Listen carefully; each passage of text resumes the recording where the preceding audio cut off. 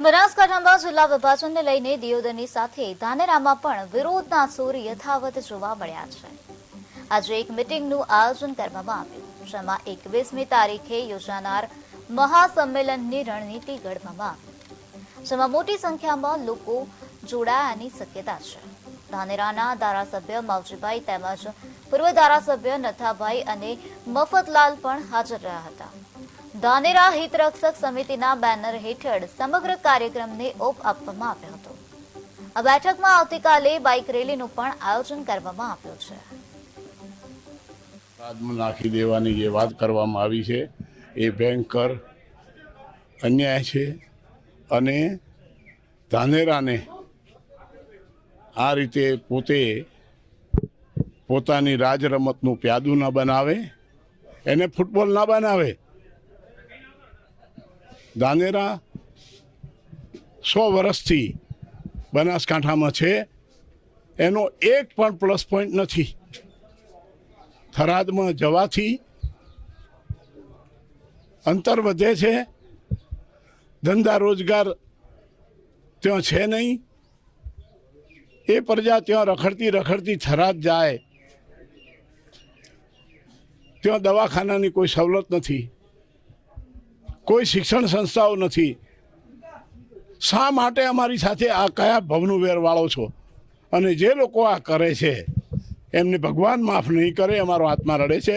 મહેરબાની કરીને આ ધંધો બંધ કરી દો। તમને ભગવાનથી થોડા ડરો, તમારા પરિવારના સુખ માટે પણ તમારે કોઈને સુખી કરવા પડે।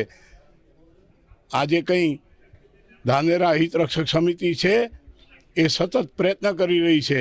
વેપારી ભાઈઓ અને બીજી તમામ જ્ઞાતિના ભાઈ બહેનો 21 તારીખે મોટી સંખ્યામાં મામા બાપજીના સામે જે મેદાન છે એમાં જન આક્રોશ રેલીમાં ભાગ લે અને આપણે સરકારને બતાવીએ કે પ્રજાની તાકાત શું છે। તો મહેરબાની કરીને બધા જ આ કાર્યક્રમમાં આવે। બનાસકાંઠા જિલ્લાનું જે વિભાજન થયું છે છેલ્લા 17 દિવસથી એના સંદર્ભે ધાનેરા તાલુકાને બનાસકાંઠામાં રાખવા માટે કરી અને અલગ અલગ પ્રોગ્રામો સરકાર સુધી પહોંચે એ માટે કરી અને અહીંની પબ્લિકે આપ્યા છે। અને આ વિસ્તારના ધારાસભ્ય તરીકે મેં પણ પ્રજાની સાથે, પ્રજાની જે સંવેદના છે, પ્રજાની જે વેદના છે કે એમને આટલા વર્ષોથી પાલનપુર સાથેનો જે નાતો છે એને કારણે કરી અને સમગ્ર પ્રજા, મોટા ભાગની 95% પ્રજા, સર્વ સમાજના બધા જ લોકો આ હિતરક્ષક સમિતિના નેજા હેઠળ એક થઈ અને અલગ અલગ પ્રોગ્રામો અત્યાર સુધી આપ્યા છે।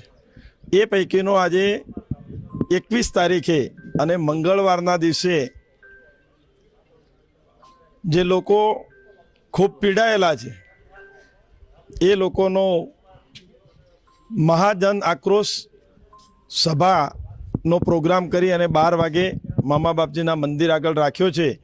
એને અનુસંધાને આજના આ કાર્યકર્તાઓની મિટિંગ હતી અને સમગ્ર 80 ધાનેરા તાલુકાના ગામોમાંથી અને સમગ્ર શહેરની અંદરથી ખૂબ મોટી સંખ્યાની અંદર લોકો આવે એના માટે આયોજનના ભાગરૂપે આજની આ મિટિંગ હતી। અને પ્રજાની પણ ખૂબ માંગ છે કે કોઈ પણ હિસાબે ધાનેરા તાલુકાને પાલનપુર બનાસકાંઠા સાથે જોડાયેલું રહેવું છે, એના ભાગરૂપે આજે આયોજન કર્યું છે। થરાદમાં નાખી દેવાની જે વાત કરવામાં આવી છે એ ભયંકર અન્યાય છે।